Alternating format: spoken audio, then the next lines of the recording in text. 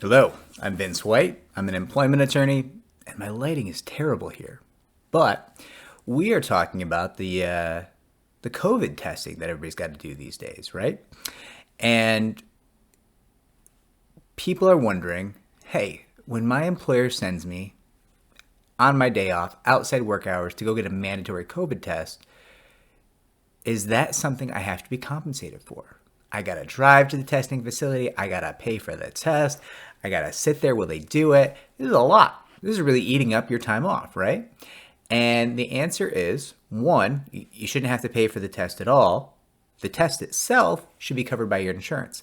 If it's not covered by your insurance, because there's a couple weird quirks where maybe insurance might not cover it, but like we're talking like 95% of all insurance should cover it, right? It's gonna be rare that you're not covered, but if you're not covered, the employer has to pay for the test or compensate you for the test. Now, there was an FLSA opinion issued on this early on where they said they suspected people were going to have to be paid for this, right? Then the Department of Labor issued guidance a little bit later on saying, if the COVID test is necessary for your job duties, then yes, you would have to be compensated. Here's the thing, and this is just my thought. Maybe I'm wrong. Maybe people think differently. It's hard to imagine a job where a COVID-19 test would not be viewed as mandatory if you work with other people. As I think the phrase is necessary to your job duties, right? And the example the Department of Labor gave was a grocery store clerk who interacts with lots of people during her or his day. And clearly we all want that person to be COVID tested because they could give so many people COVID. Everybody who takes their groceries could get COVID from this person, right? It's really necessary. But let's take it a step further, right?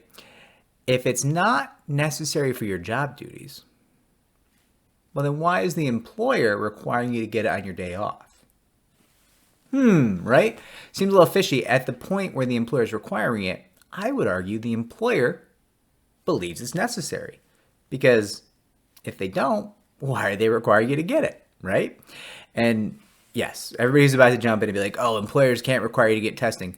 It's very clear cut. The Equal Employment Opportunity Commission issued guidance on this. The employer absolutely can require you to get tested. This is not something that's in question.